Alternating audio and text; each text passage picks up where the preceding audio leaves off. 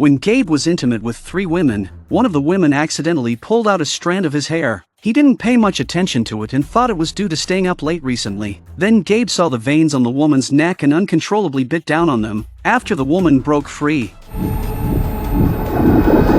Gabe angrily told them to leave. The 3 women quickly escaped and cursed him as a madman. Later, Gabe was deeply attracted to the smell of blood and started licking the blood on the ground without realizing that he had become a vampire. On the other side, Ikor was sitting in front of a mirror and it turned out that he was also a vampire. He then began to dress himself up and put on makeup to cover up his pale skin.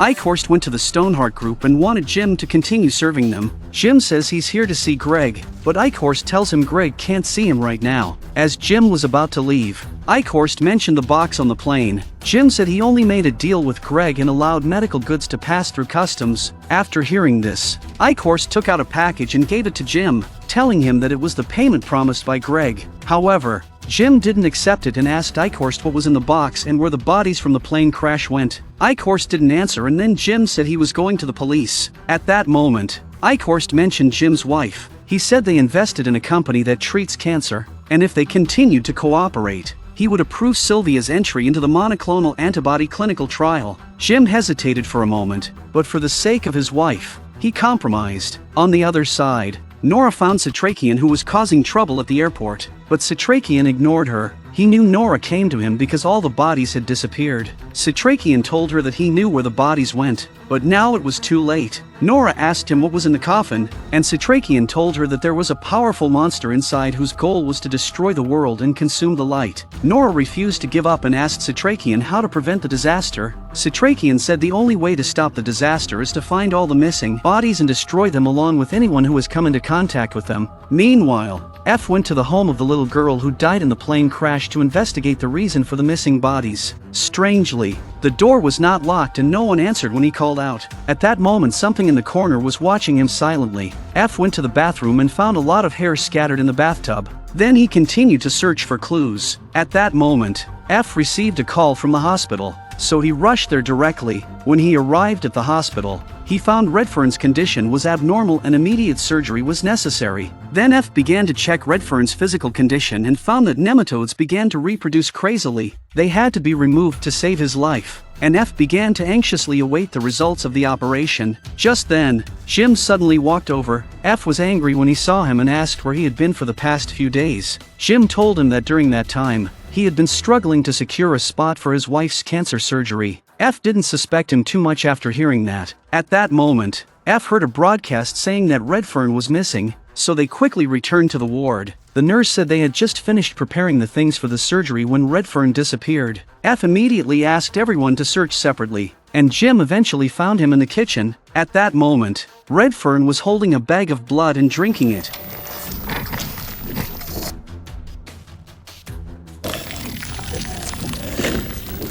The next second, Redfern attacked Jim. He pinned Jim against the wall, and then a stinger slowly emerged from Redfern's mouth. Just then, Norah arrives just in time, and Redfern shakes Norah off. Jim tried to subdue him, but Redfern's strength was terrifying. He easily threw Jim out, and then walked towards Norah. At this point, F rushed over, and he inquired what had happened. Norah quickly reminded F to stay away from Redfern.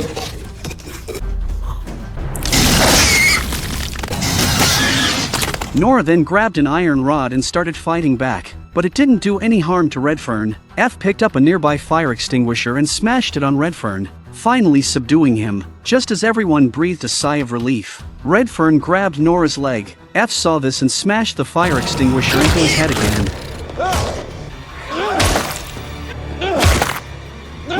Everyone was shocked to see the mutated Redfern. To understand this creature, they immediately performed an autopsy on the body. Norah discovered that he had evolved a new circulatory system.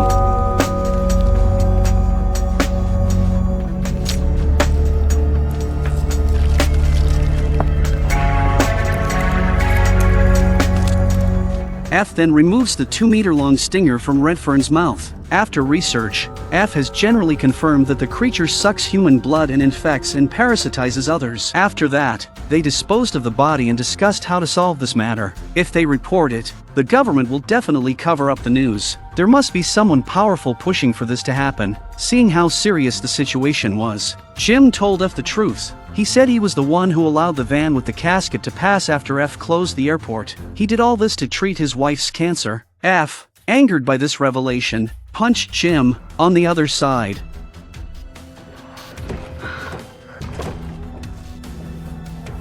Gabe was looking in the mirror and noticed that his body was feeling uncomfortable. Not only did his pupils change color, but his hair also fell out in large areas.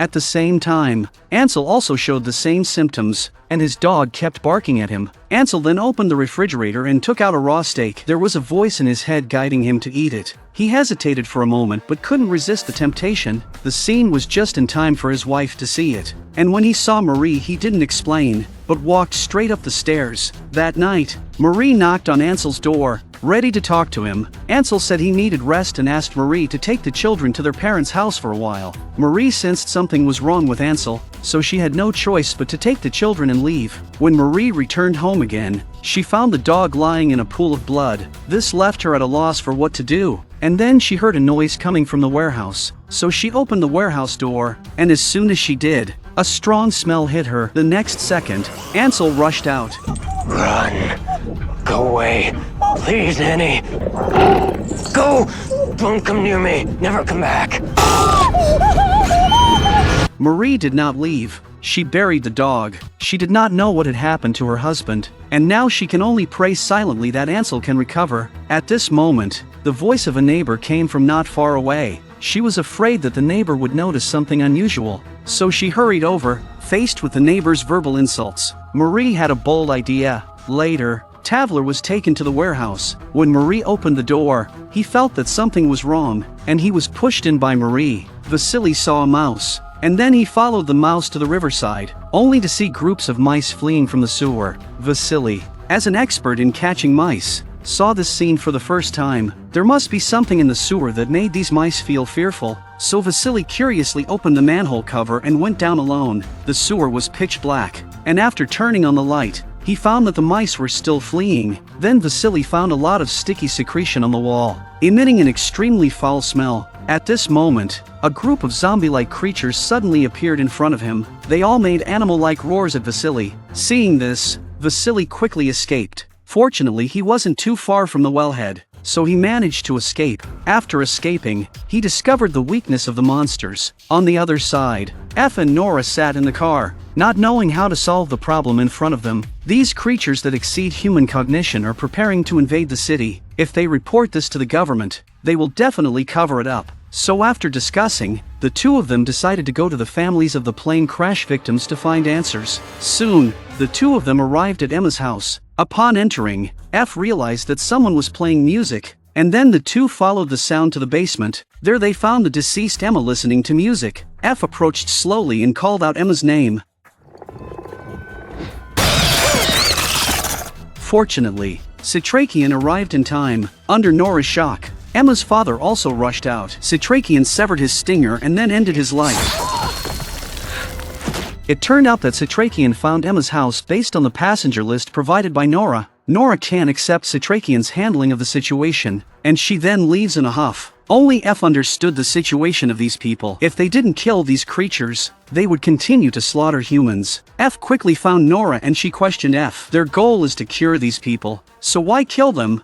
F calmly explained that they are already dead, and something else has taken over their bodies. For the safety of others, they must do this. Norah still couldn't understand and left resolutely. On the other hand, Gabe's agent brought in a doctor to examine Gabe's body. Then she started preparing for the concert. Just then, the agent heard screams coming from upstairs. She quickly ran upstairs, and when she saw what was in front of her, she immediately fled in fear. But the agent didn't choose to call the police. Instead, she contacted her boss. The boss told her not to panic, and he would handle the rest. On the other hand, F asked Citrakian if they should call the police. Citrakian said the government acts in its own interest. He has never believed in those people from the beginning. To kill these evil creatures, they can only rely on themselves. The disappearance of the 206 bodies is definitely not an accident. Someone must be manipulating everything behind the scenes. Their ultimate goal is to build a vampire army to rule humanity. The only way to prevent tragedy now is to find these survivors and decapitate them one by one. After dinner, Citrakian gave F a weapon. The silver needle inside can cause great damage to the vampires. The man walks into Gabe's room and doesn't panic for a second when he sees the body. It turns out that he is the person hired by the record company owner to destroy the body as a way to eliminate the negative information about the artist. Jack then opened his backpack and prepared to clean up the crime scene. When he noticed something unusual, he immediately drew his gun. Seeing it was Gabe, Jack explained why he was there and prepared an alibi for Gabe. Then he started cleaning up the crime scene, and Gabe looks at Jack, and the next thing he knows, he's attacking him. Jack beats Gabe in a couple of moves, and he's pissed off about it, so Jack shoots Gabe several times. Jack realized that what was coming out of his body was not blood, but a milky white liquid. While he was confused, Stinger stabbed him in the neck and Gabe drained his blood. On the other hand, F and Citrakian arrive at Ansel's house. When they enter the house, they find Ansel's wife has hanged herself. F goes to put her down, but Citrakian stops him. He took out a silver mirror and shined it at Marie. It turns out it's a test to see if she's infected by the Bloods, and if she is, her mirror image will tremble. Marie was found to be uninfected. Just then, they heard a strange sound. The sound was coming from the warehouse in the backyard. They opened the door to the warehouse, and when they entered, they found a figure hiding in the corner. Ansel saw the two of them and immediately rushed at them, but luckily he was chained up. Citrakian tells F to use the silver nail gun, and then Citrakian spots the infected Tavler. He didn't hesitate for a second and just chopped his head off. Citrakian then filled the warehouse with gasoline and burned the body. F also videotaped the monster. Enough evidence to tell the whole world. On the other side, Joan, the last survivor, began to show symptoms. She had no appetite for human food, but seeing her daughter's throbbing veins, she had an urge to bite into them, so she rushed the nanny to take the children away. The nanny returned to the room to check Joan's condition and hoped that she could go to the hospital for examination, but Joan didn't think so. Suddenly Joan felt something in her eyes. The nanny went to check Joan's condition, but the next moment she was shocked. The nanny left the room and quickly went downstairs to pack her bags. She took the kids and left, but Joan found her. She had to lie and say she was taking the kids to the movies. Joan didn't answer, but started to approach the children.